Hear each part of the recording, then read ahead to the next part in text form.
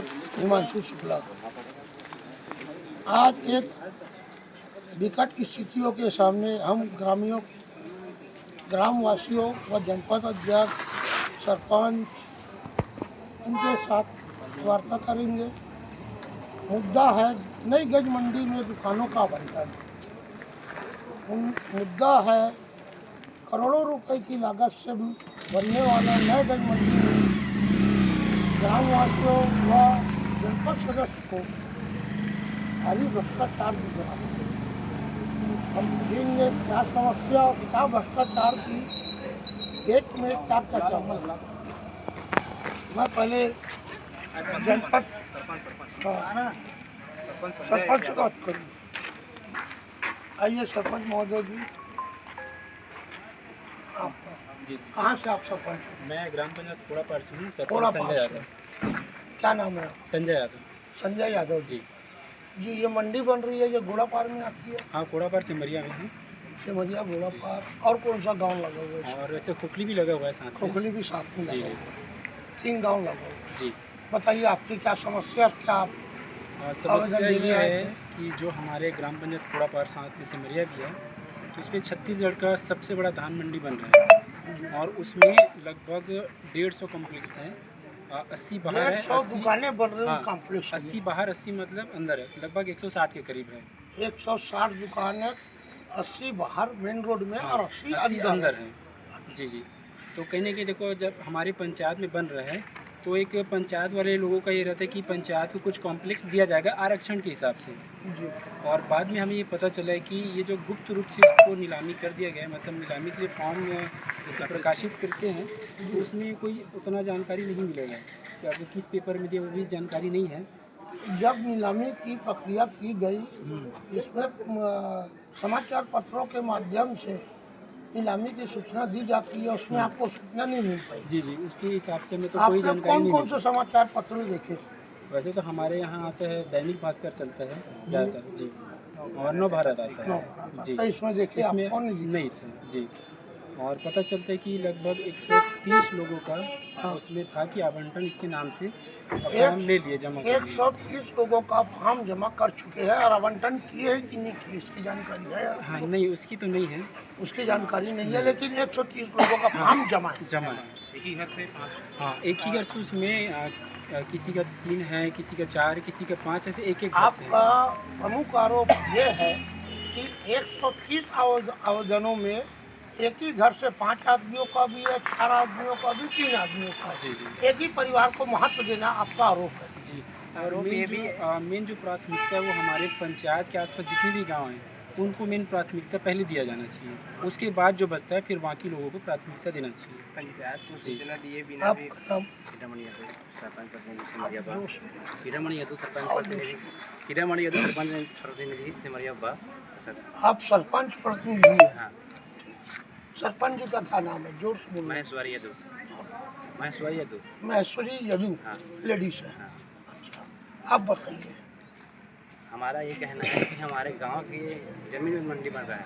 हाँ, आपके गांव की जमीन वहाँ की मंडी बन रही वहाँ का जनसंख्या है, दोनों गाँव का जनसंख्या है। कितनी जनसंख्या आपके गाँव में? हमारे गाँव में 751 का 751 है, उससे ज़्यादा जनसंख्या है, अभी वर्तमान बढ़ जाएगा। और इसके साथ में हमारा कहना ये है कि वोटर आपके यहाँ 751 है हाँ, और बाहर के भी लोग रहते, इस कारण जनसंख्या आसपास औद्योगिक क्षेत्र है, मिल है, इस कारण आपके गांव में जनसंख्या 1000 के ऊपर आता है, ये कहना है।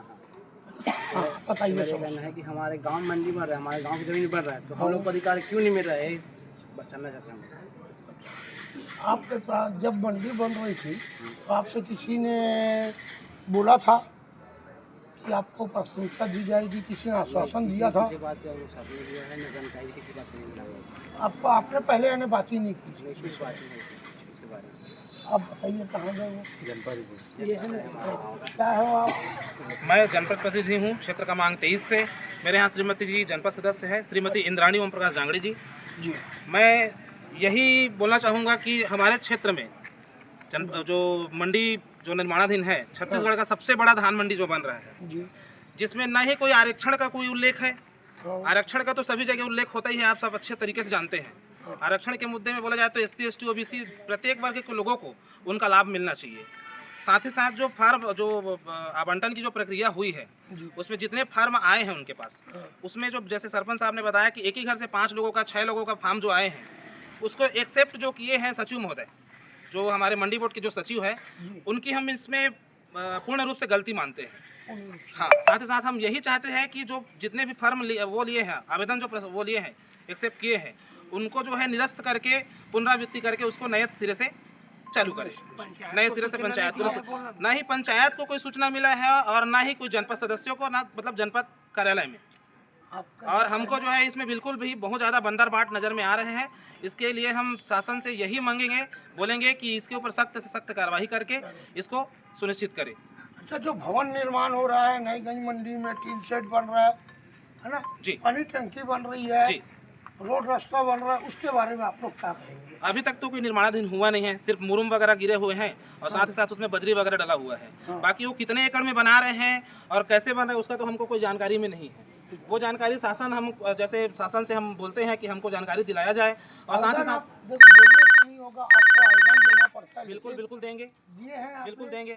हाँ, दिए हैं, अभी दिए हैं, अभी आवेदन दिए हैं। जी जी, है हमारे पास आवेदन की कॉपी है। कि आपने जानकारी मांगी थी? जी जी, आवेदन बिल्कुल कॉपी बिल्कुल है? है। आप मुझे दिखा सकते हैं? बिल्कुल दिखाएंगे।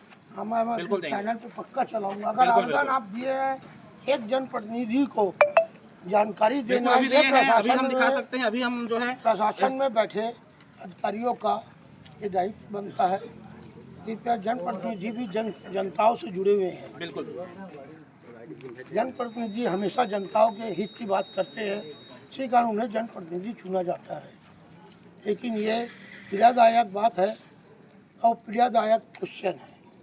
कृपया इसमें मैं यही कहना चाहूँगा शासन व प्रशासन से, आप विशेष ध्यान देकर इस प्रक्रिया को पूर्ण करें और गांव वासियों को इस समस्या से तत्काल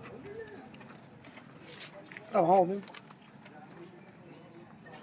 सचिव श्री ध्रुव साहब से, CL ध्रुव जी से नईगंज मंडी दुकान आवंटन के विवाद पर बात करेंगे, जो कि जनपद सदस्य, ग्राम पंच और सरपंच द्वारा आरोप लगाया जा रहा है और उस आरोप की भी बात हम सचिव महोदय जी से करेंगे।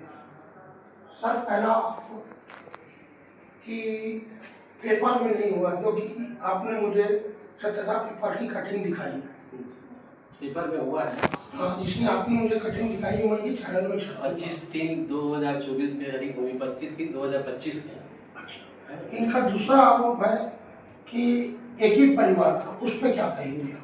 अब उसके संबंध में भी कुछ नहीं बोल पाऊंगा। सर, एक ही परिवार की कोई भी परिवार का दे सकता है तो?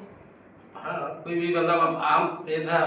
हाँ, आम था ये, आम जन लोगों के लिए अब आया होगा भाई, अभी देखा नहीं।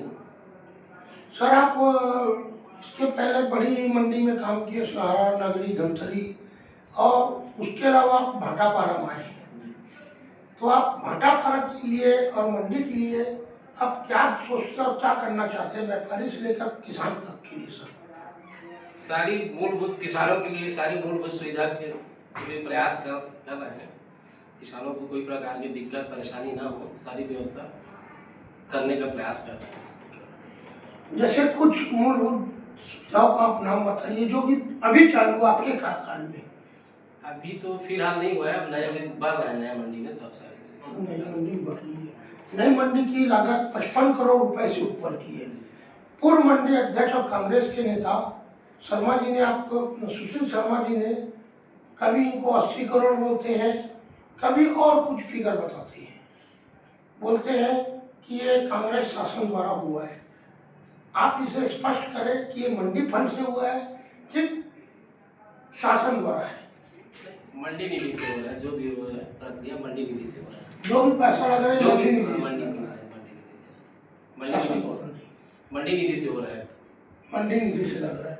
और सर, मेन सुविधा है जल और पार्किंग की और किसानों की रुकने की, क्योंकि हमारे अंचल, हमारे मंडी पर कम से कम 40 किलोमीटर, 50 किलोमीटर, 160 किलोमीटर तक के किसान अपने धान जवार गेहूँ जो भी चीज़ है फसल लाते हैं उनके लिए सब सुविधा जो बाहर से आते हाँ, कृषक विश्राम गृह से वे बना रहे हैं, कृषक विश्राम को ठहरने के लिए उत्तम व्यवस्था बनवा हैं। विश्राम गृह में रुकने की भी व्यवस्था रहेगी, रुकने के लिए सब सारी कैट बाट हाँ, सारी सुविधा रहेगी। सुविधा रहेगी। बहुत बहुत धन्यवाद सर आपको जनसभा से बात करने के लिए। धन्यवाद।